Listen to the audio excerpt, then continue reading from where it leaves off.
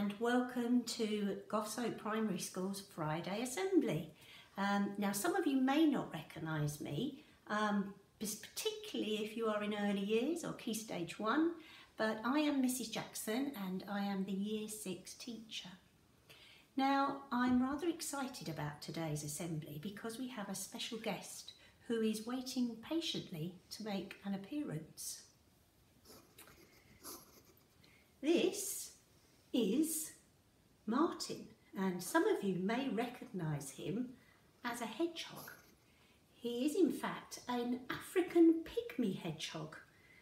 And what differences can you see between Martin and a woodland hedgehog? Well, obviously he's a lot smaller and his spines are actually white at the tips, which gives him an overall white appearance.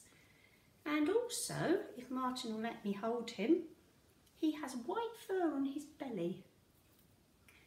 Now, Martin is just visiting for the day, but I thought I'd take the opportunity to learn a little bit more about pygmy hedgehogs. And I've made myself a pygmy hedgehog fact sheet, so I'd like to share some of the things I've found out about Martin. Well, first of all, in the wild, Martin would live across Africa, right from Senegal on the west to Sudan on the east. And he would like to live in grasslands and make a burrow during the day to sleep. Pygmy hedgehogs have incredible sense of smell and hearing, which helps them to avoid predators, and his amazing smell also helps him to find food. He is an omnivore, which means he eats insects, loves a tasty spider, and he also eats plants, fruits, nuts and seeds. Now, hedgehogs are a very important part of our ecosystem because they help to control the number of insects.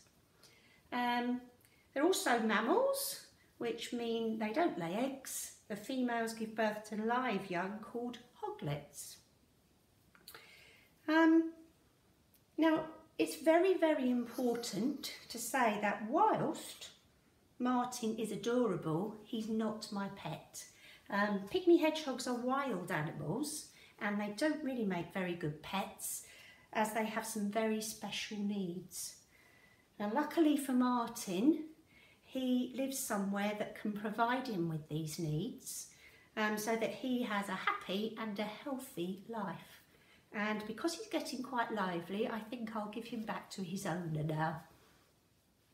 Now, whilst school has been closed, I've been tuning in to some of Mrs. Carr's mindfulness sessions, and I've noticed that she often uses animals in her videos. And it struck me how much we can learn from the behaviour of wild animals and how intelligent some of these creatures are. And I'd like to share with you this morning a story called The Crow and the Pitcher. As you can see, the crow is this rather large black bird here. They can come in different colours, but the ones in my garden look like this. And the pitcher is actually the water jug at the back here. Now, The Crow and the Pitcher is a fable. And fables are stories that are written to teach us a lesson or a moral in life.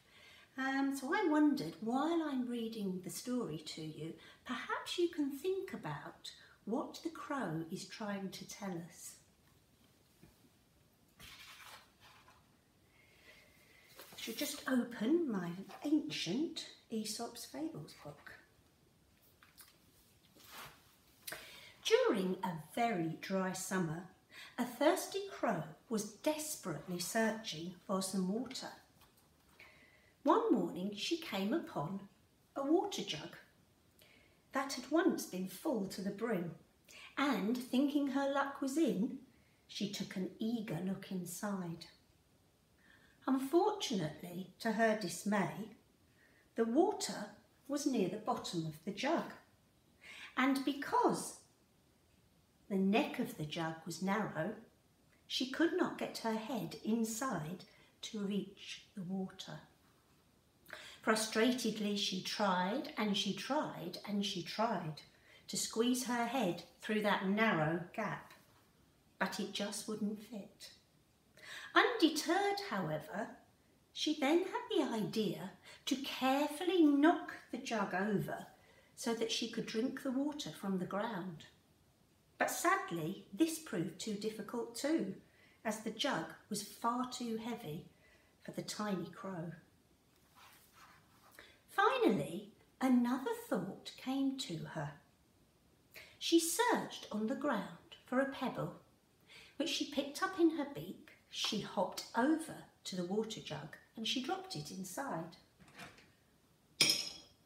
Then she found another pebble and dropped that inside too.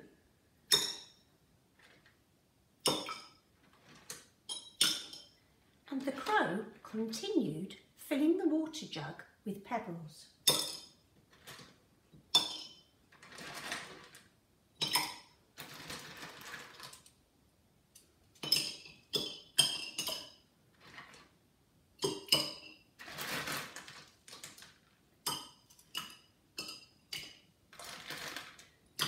It was a very long task, and it was very tiring.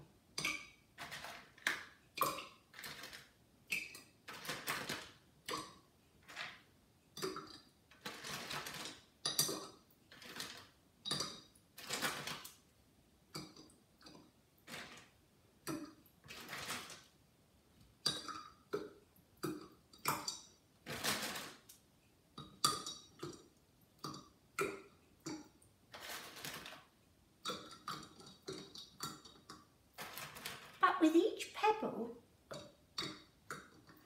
that the crow dropped in the jug, the water level rose higher and higher until it reached the brim, and the crow was able to dip her head in and have that cool, refreshing drink. Now, what lesson do you think the crow was trying to teach us? What could we learn from her behaviour? Well, I think she was trying to teach us a very important lesson, and that is to never give up when something appears difficult. When she couldn't squeeze her head through the narrow opening, she tried knocking the jug over. And when she couldn't knock the jug over, she tried the pebble trick, and it worked. She didn't give up when she couldn't reach the water. She persisted and persisted until she reached her goal of having a drink.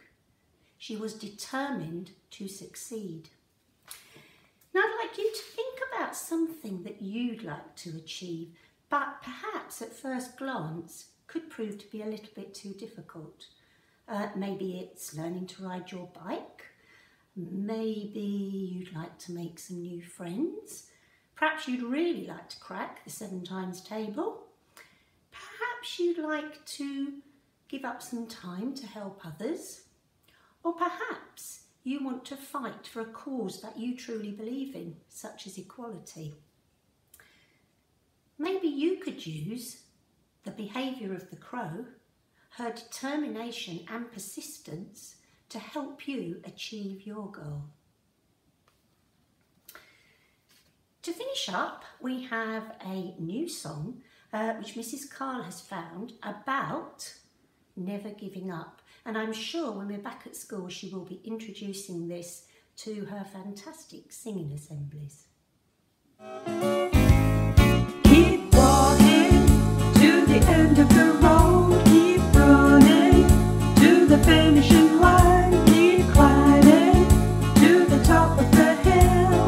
Keep on, keep it on, keep trying, never, never give up, keep swimming to the end of the pool, keep building till you get to the top, keep on, keep it on, keep breathing to the end of the book, keep writing to the end of the page, keep learning till you know everything. Keep on, keep it on,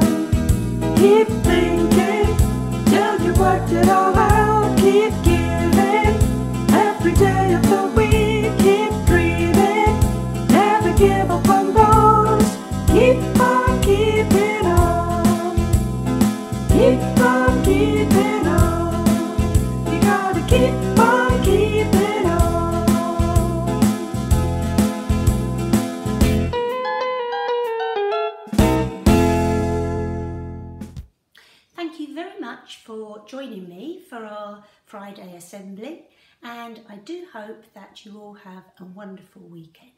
Goodbye.